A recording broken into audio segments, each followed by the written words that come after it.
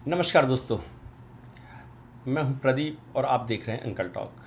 Uncle talk में आपका एक बार फिर स्वागत है। दोस्तों, आज का जो पॉडकास्ट हम बनाने जा रहे हैं वो है सनातन और ज्योतिष। आप सब जानते हैं कि ज्योतिष का सनातन में बहुत बड़ा महत्व है और जब तक व्यक्ति के जीवन में सब कुछ अच्छा चल रहा होता है तो उसको ज्योतिष की याद नहीं आती है, पर जैसे ही उसके जीवन में थोड़ा सा ही परिवर्तन आता है तो वो ज्योतिषों के पास अपने आप पहुंच जाते हैं। तो ज्योतिष की जब हम बात कर रहे हैं तो आज हमारे जो गेस्ट हैं वो हैं सुनील जी। वो ज्योतिष विशेषज्ञ हैं। उनसे जानेंगे कि ज्योतिष का सनातन में क्या महत्व है और मनुष्य के जीवन में ज्योतिष का क्या प्रभाव पड़ता है। सुनील जी, अंकल टॉक में आपका बहुत बहुत स्वागत है। नमस्कार सुनील जी। शुरुआत ही करूं तो ये पूछना चाहूँगा सबसे पहले कि ज्योतिष का सनातन में क्या महत्व है। हमारा जो सनातन धर्म है जी वो एक प्रकृति से जुड़ा हुआ धर्म है जी। और सनातन धर्म ये मानता है कि मनुष्य का जीवन जी केवल शरीर नहीं है, वो एक मन है, वो एक आत्मा भी है जी। और क्योंकि सनातन धर्म के अंदर कई जन्मों का कॉन्सेप्ट भी है, तो लगातार कर्म जो करते हुए उसका प्रतिफल भोगने के लिए हमारी आत्मा एक नए शरीर को धारण करती है और उसी को बेहतर समझने के लिए हमारे यहाँ ऋषि मुनियों द्वारा ज्योतिष का आविष्कार भी, ज्योतिष की व्यवस्था भी की गई है, जिसके द्वारा हम ये समझने का प्रयास करते हैं कि मनुष्य के जीवन में घटने वाली घटना है कहाँ से आती हैं और कैसे उसका प्रभाव होता है। तो ये बताएं कि ये जो ज्योतिष के की जो कल्पना है तो ये किस तरह से आप लोग किस तरह से उसका आंकलन करते हैं मनुष्य के जीवन में। जैसे ये माना जाता है सनातन धर्म में कि हमारा जो शरीर है वो 5 तत्वों से मिलकर बना हुआ है। ये 5 तत्वों के अपने गुण धर्म होते हैं जिसके आधार पर ये शरीर चलता है। उसी प्रकार इस प्रकृति के अंदर जो व्यवस्थाएं हैं, जो कि ग्रह बने हुए हैं, उन ग्रहों का भी इस शरीर पर कुछ ना कुछ प्रभाव होता है। उसी का अध्ययन ज्योतिष के माध्यम से किया जाता है। अब ऐसा कहते हैं कि सब किसी पे कि राहु लग गए, केतु लग गए या शनि लग गए, तो ये क्या चीज़ होती है? ज्योतिष में बेसिकली 9 ग्रह माने जाते हैं। 9 में से 7 ग्रह जो होते हैं वो भौतिक रूप से उपलब्ध हैं, जिनको हम देख सकते हैं। 2 ग्रह राहु और केतु, इनको छाया ग्रह माना जाता है। बेसिकली राहु और केतु एक पॉइंट्स हैं आकाश के अंदर। हमें पता है कि पृथ्वी सूर्य का चक्कर लगाती है और चंद्रमा पृथ्वी के चक्कर लगाता है। तो चंद्रमा जिस वृत्त पे पृथ्वी का चक्कर लगाता है और पृथ्वी जिस वृत्ताकार आकार में सूर्य का चक्कर लगाती है, तो वो दोनों चंद्रमा और पृथ्वी जब ये चक्कर लगा रहे होते हैं तो इनके जो दोनों के जो वृत्त हैं वो 2 पॉइंट्स पर काटते हैं। तो एक पॉइंट का नाम राहु है और दूसरे पॉइंट का नाम केतु है। तो आकाश में ये 2 बिंदु हैं, इनकी अपनी गति भी होती है, तो इनको कई बार छाया ग्रह भी बोला जाता है। तो इनका मनुष्य जीवन से क्या लेना देना है? जैसे 7 ग्रह हैं, सूर्य है, चंद्रमा है, मंगल, बुध, बृहस्पति, शुक्र और शनि, इनके अपने जो गुण धर्म होते हैं। ऐसा माना जाता है कि जो हमारा शरीर है उसके अंदर जो गुण धर्म आते हैं वो इन्हीं ग्रहों से आते हैं, इन्हीं ग्रहों के द्वारा दिए जाते हैं। सूर्य जो होता है वो आत्मा का कारक माना जाता है जी। तो आत्मा शरीर के अंदर सूर्य के कारण है और हमारे शरीर में जो मन है वो चंद्रमा के कारण है, मंगल के कारण एनर्जी है। तो इस प्रकार हमारे शरीर के अंदर जो 7 ग्रहों की प्लेसमेंट है, उन 7 ग्रहों के गुण और धर्म हमारे शरीर पर रहते हैं, तो उनका अपना प्रभाव शरीर पर होता है। जब हम बात करते हैं ग्रहों की और आप कह रहे हैं कि इसका प्रभाव इस रूप में दिखाई देता है, तो एक बात और जो अमूमन आती देखने में या सुनने में आती है कि कुछ लोग बहुत मेहनती होते हैं लेकिन उनको जीवन में सफलता नहीं मिलती, और कुछ लोग अपनी मेहनत नहीं भी कर रहे होते, उतनी मेहनत नहीं भी कर रहे होते हैं, वो बहुत ज़्यादा सफल होती हैं। तो इसका भी कुछ ग्रह का असर होता है या आप पूर्व जन्म के कारण उनको ऐसा प्रतिफल मिलता है? हमको जो भी जीवन में प्राप्त हो रहा है वो हमारे अपने कर्मों का प्रतिफल है। कर्म जो होते हैं वो 3 प्रकार के होते हैं। एक प्रकार का कर्म जिसको क्रियमाण कर्म बोला जाता है, जो हम वर्तमान में कर रहे हैं। वर्तमान में हम जो कुछ भी कर रहे हैं वो क्रियमाण कर्म है जो हम आज कर रहे हैं। दूसरा जो कर्म होता है कि इस क्रियमाण कर्म का जो परिणाम है, जो रिजल्ट है, जो प्रतिफल है, वो कहीं संचित हो जाता है, डिपॉजिट हो जाता है जी। इसका रिजल्ट, इसका प्रतिफल, तो इसको हम बोलते हैं संचित कर्म जी। और इसके बाद में कालांतर में वो जो प्रतिफल होता है वो हमें भोगने की स्थिति में आ जाता है, वो हमें प्राप्त होना शुरू होता है, जिसको हम बोलते हैं प्रारब्ध। अच्छा अच्छा। एक क्रियमाण कर्म जो हम कर रहे हैं, एक संचित जो कि इसका प्रतिफल संचित हो रहा है, सेव हो रहा है, कहीं पे डिपॉजिट हो रहा है, और इसके बाद जो उसका परिणाम भोगना शुरू करते हैं उसको प्रारब्ध बोलते हैं। कई बार ऐसा होता है कि हम बहुत मेहनत कर रहे होते हैं लेकिन हमें रिजल्ट प्राप्त नहीं हो रहे होते हैं। उसका कारण कुल इतना होता है कि हम जो पहले संचित कर्म जो थे उसमें से जो हिस्सा प्रारब्ध है उसको हम भोगना शुरू कर चुके हैं, तो हम पहले करके आए हुए हैं, उसका जो रिजल्ट मिल रहा है हमें आज की तारीख में, आज हम मेहनत कर रहे हैं लेकिन वो क्रियमाण कर्म है, और जो हम प्राप्त कर रहे हैं वो प्रारब्ध है, तो पहले से किया हुआ रिजल्ट आ रहा है। तो कई लोग ऐसा होते हैं कम मेहनत के बाद भी ज़्यादा सक्सेसफुल दिखाई देते हैं, उनका पहला वाला जो है वो भी साथ में मिल रहा होता है।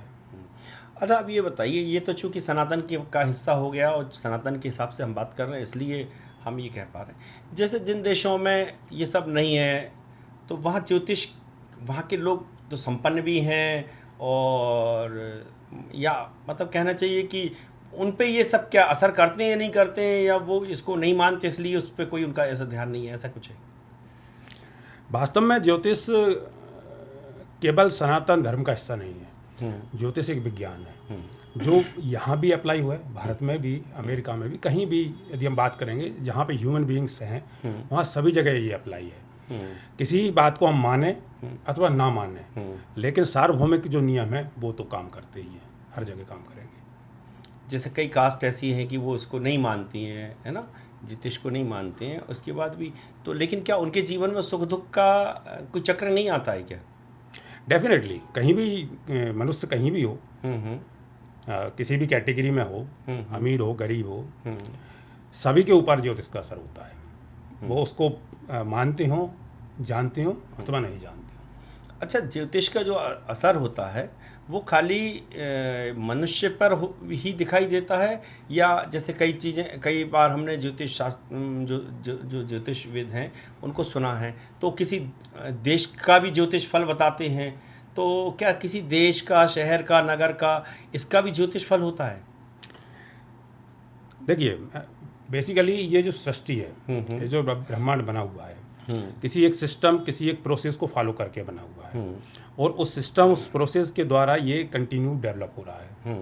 एक शुरू जहाँ से हुआ है वहाँ से एक सिस्टम, एक प्रोसेस से शुरू हुआ है, और प्रोसेस का जो अध्ययन है वही वास्तव में ज्योतिष है। तो पिछले पास्ट के आधार पर, घटने वाली घटनाओं के आधार पर भी कोई एक रिसर्च की जाती है, और उसके आधार पर एक नियम, एक प्रोसेस को डिफाइन किया जाता है कि ये ऐसा इसलिए हो रहा है, और उसी के आधार पर फिर आगे भविष्यवाणियाँ की जाती हैं। अच्छा, एक चीज़ बताइए कि जैसे मान लीजिए आप ज्योतिष फल के हिसाब से अपन कहते हैं कि किसी व्यक्ति की पे शुक्र का, शनि का या किसी अन्य ग्रह का प्रभाव दिखाई दे रहा है, उस दौरान फिर उनके निदान की व्यवस्था है, ऐसा ज्योतिष शास्त्र में है क्या? देखिए, इसको इस तरीके से देखा जा सकता है कि किसी व्यक्ति के अंदर जो गुणधर्म हैं जी, और कभी कभी कुछ अतिरिक्त गुणधर्म व्यक्ति के अंदर आ जाते हैं। ज्योतिष एक सिस्टम, एक प्रोसेस की बात कर रहा होता है। फॉर एग्जांपल, हमारे यहाँ मेडिकल साइंस मानता है कि हमारा शरीर 7 सिस्टम के द्वारा बना हुआ है। जैसे आयुर्वेद मानता है कि हमारा शरीर वात, पित्त और कफ 3 व्यवस्थाओं से बना हुआ है। इनका जो बैलेंस है, वो बैलेंस जब तक काम कर रहा होता है तब तक सिस्टम सही काम कर रहा होता है। जब कोई भी तत्व कम या ज़्यादा हो जाता है तो सिस्टम फेल होता है जी। इसी प्रकार ज्योतिष में 7 ग्रह जो हैं, वो 7 ग्रह अपना एक गुण धर्म दे रहे होते हैं शरीर को। यदि वो प्रॉपर बैलेंस में है, सारा सिस्टम बैलेंस में है, तो व्यक्ति का जीवन एक सुखमय होता है, एक सिस्टम से काम कर रहा होता है। उन्हीं 7 गुण धर्म में से जब किसी गुण धर्म की ज़्यादा हो जाए या कम हो जाए तो बैलेंस प्रॉब्लम करता है और उसके नतीजे में जीवन में समस्याएं आती हैं जी। अब उन समस्याओं को जो समाधान किया जाता है, जैसे कोई भी ग्रह यदि कम दे रहा है, कोई किसी भी गुण को यदि कम दे रहा है तो उसको बढ़ाने की कुछ व्यवस्थाएं रहती हैं, या कोई ज़्यादा दे रहा होता है तो उसको कुछ मैनेज करने की, कुछ कम करने की व्यवस्थाएं होती है, जिनको आमतौर पर एस्ट्रोलॉजी में उपाय जिनको कहा जाता है, पूजा होती है, रत्न पहने जाते हैं। तो इस टाइप की कुछ व्यवस्थाओं के द्वारा इसको कंट्रोल करने की कोशिश की जाती है। अच्छा, रत्नों की बात की आपने, तो रत्न का प्रभाव रहता है क्या? वास्तव में जैसे हम जब ये देखते हैं चीज़ों को कि उपाय के द्वारा कोई चीज़ बदली जा सकती है जी। तो ईश्वर ने जो सृष्टि बनाई, जो व्यवस्था बनाई, जो प्रोसेस बनाई है, उसका अपना एक सिस्टम है काम करने का।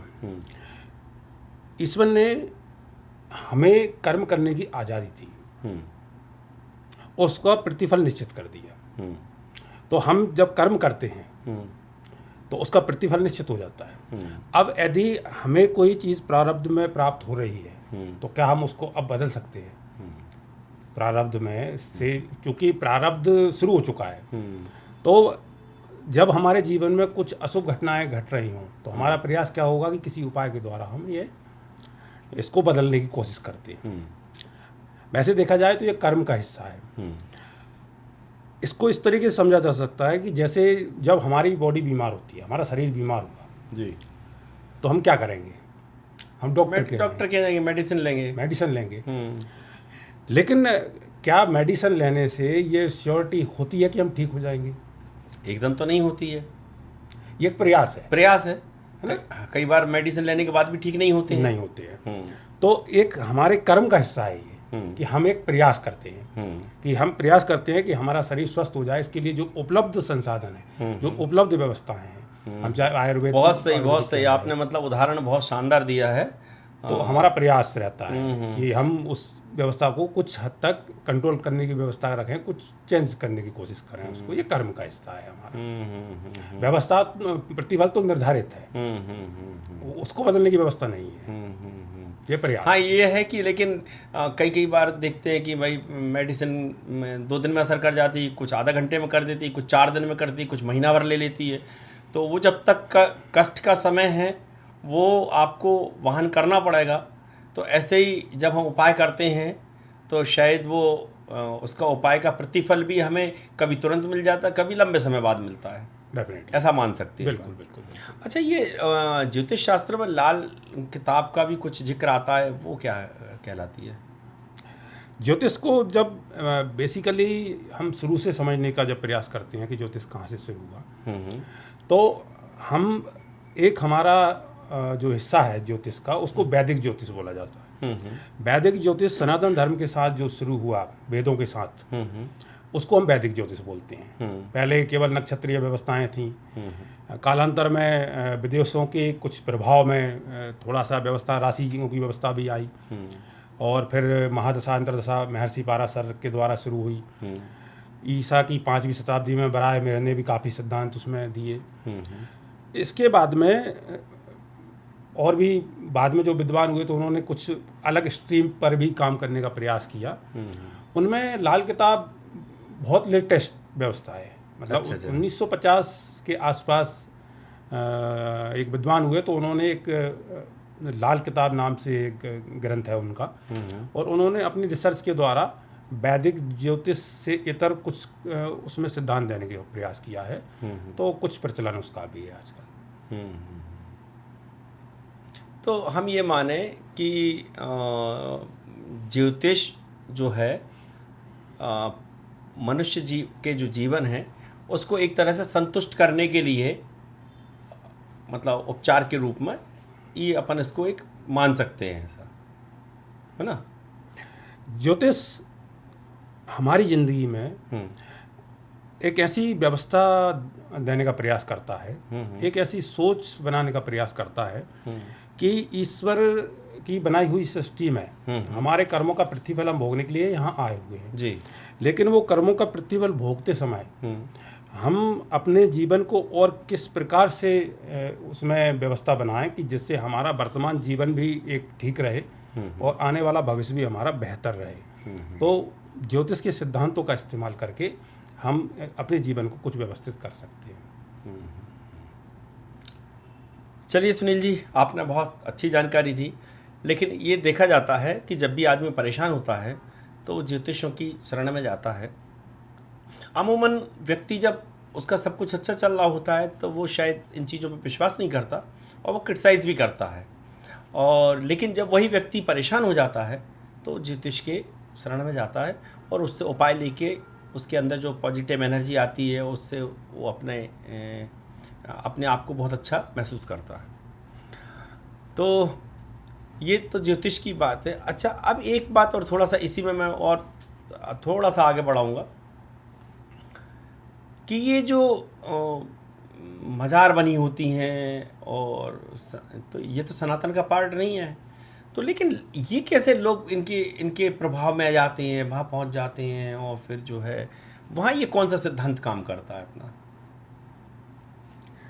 मनुष्य के जीवन में घटने वाली घटना है आमतौर पे उसके प्रारब्ध का हिस्सा है, पहले से निश्चित। लेकिन जब मनुष्य परेशान होता है, चाहे वो बीमार हो या उसकी कोई इच्छा हो या उसकी कोई महत्वाकांक्षा हो जिसको पूरा करना है, तो उसका जो प्रयास होता है कि किसी प्रकार भी उसकी इच्छा पूरी हो जाए या उसकी समस्या का निदान हो जाए, समाधान हो जाए जी। तो इस निदान और समाधान के लिए वो उपलब्ध व्यवस्थाएं जितनी भी हैं उनका सबका इस्तेमाल करने का प्रयास करता है। और इसी का जो हिस्सा है कि वो किसी ज्योतिषी के पास भी जाएगा। जैसे एक एग्जाम्पल के लिए, जब कोई व्यक्ति बीमार होता है, हम लोगों की एक सोच होती है, हम लोग जब भी बीमार होंगे तो सबसे पहले हमारा प्रयास क्या होता है कि पड़ोस के किसी मेडिकल स्टोर में जाएंगे, वहाँ से दवा ले लेंगे, वहाँ से दवा ले लेंगे। हम डॉक्टर क्या तो जाएंगे नहीं, पहला प्रयास होता है कि मेडिकल स्टोर पे जाएंगे, वहाँ की दवाई से ठीक हो गए तो ओके, नहीं हुए तो फिर किसी डॉक्टर को दिखाएंगे। यदि डॉक्टर से ठीक नहीं हुए तो किसी बड़े शहर में चले जाएंगे, किसी बड़े डॉक्टर को दिखाएंगे। वहाँ से भी यदि किसी कारण से फ़ायदा नहीं लगा तो फिर इसके बाद हमारा जो प्रयास होता है फिर किसी ज्योतिषी के यहाँ जाने का, किसी मंदिर में जाने का, इवन यदि यहाँ से भी कुछ ना हो तो किसी मज़ार पे जाने का भी।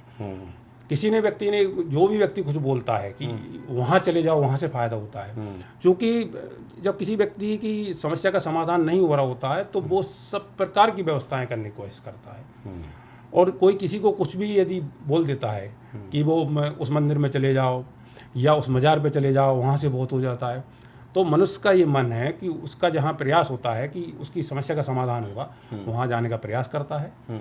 और इसका दूसरा भाग कि क्या समस्या का समाधान हो जाता है, तो समस्या का समाधान तो चूंकि प्रारब्ध है, वो समस्या का समाधान प्रारब्ध उतने समय के अंदर होना है, होना है। चाहे आप मज़ार पे चले जाओ, चाहे मंदिर पे चले जाओ या किसी ज्योतिष के पास चले जाओ, तो वो व्यवस्था के अंतर्गत है। वो उसका प्रतिफल तो निश्चित कालखंड पे मिलना है, तो वो मिलेगा। वो बीच में कहाँ जाता है और कहाँ जाकर के उसका समाधान हो जाता है, वो जस्ट एक इत्तेफाक है, उसका प्रतिफल निर्धारित है। प्रतिफल निर्धारित है, वो तो इत्तेफाक है कि अपन वहाँ गए और वहाँ जाके आपका काम बन गया, इसलिए आपने कहा मैं गया था इसलिए मेरा वहाँ काम बन गया। ओ ये है कहानी। चलिए सुनील जी, आपने बहुत अच्छी जानकारी दी ना। और अक्सर सभी लोग जब कुछ नहीं समझ में आता तो ऐसा कोई नहीं है कि जो किसी के चक्कर में नहीं पड़ा हो, अमूमन सभी जाते हैं इसमें एक बात और मैं जोड़ना चाहूँगा कि ज्योतिष के बारे में बहुत सी ऐसी भ्रांतियाँ भी रहती हैं कि पाखंड है। और पिछले दिनों आई थिंक कहाँ का मुंबई का किस्सा है, कहाँ का वो है तो कि बहुत खतरनाक था किस्सा, तो वो तो हम उसका तो जिक्र ही नहीं कर रहे हैं आपसे एक्चुअल। देखिए, क्योंकि उससे क्या है, ये पूरी विधा के ऊपर प्रश्न चिन्ह खड़ा होता है। लेकिन एक खराब व्यक्ति के कारण जो है अपन ये नहीं कह सकते कि चीज़ें खराब हैं। लेकिन इसमें एक बात फिर भी कहने की होती है कि देखिए, पहली बात तो ये कि हमेशा ये ध्यान रखें कि जैसे जब आपकी कोई प्रॉब्लम होती है तो आप किसी एक्सपर्ट को ढूंढते हैं, जब बीमार होती हैं तो किसी डॉक्टर के यहाँ जाते हैं, और उस डॉक्टर के बारे में पहले आप ये जानकारी लेते हैं कि इस डॉक्टर के पास में प्रॉपर डिग्री है कि नहीं है, इसके इलाज में किसको कितना फ़ायदा हुआ है, और ये सब चीज़ें व्यवस्था में देखी जाती हैं जी। इसी प्रकार ये बात बिल्कुल ध्यान रखें कि किसी भी प्रकार के तंत्र मंत्र, किसी भी प्रकार के ज्योतिषी के यहाँ जाने के पहले आपको ये अच्छे से पता होना चाहिए कि क्या वो व्यक्ति इस फील्ड का एक्सपर्ट है, क्या वो व्यक्ति ईमानदार है, उसके बारे में पहले पता कर लें। किसी भी प्रकार के अंधविश्वास से बचने की कोशिश करें। चूँकि आपने ये कहा है तो मैं इस बात को इसी बात पे ख़त्म करूँगा कि ज्योतिष एक अंधविश्वास नहीं है, ज्योतिष एक व्यवस्था है, और वो व्यवस्था है कि जो ब्रह्मांड में जो शक्तियाँ हैं, जिन शक्तियों से ये पूरा ब्रह्मांड चल रहा है, उनके शक्तियों का हम कैसे उपयोग करके आपके जीवन में एक अच्छा प्रयास कर सकते हैं, बस इतना भर है। बाकी इसको हम अंधविश्वास से ना जोड़ें। और रहा सवाल ये कि ज्योतिष के नाम पे जो लोग ठगी करते हैं उनसे सावधान रहें। और मैं तो यही कहूँगा कि बाकी सब खुशहाल रहें, आप सबका जीवन बहुत अच्छे आनंद में निकले, ऐसी शुभकामना के साथ नमस्कार।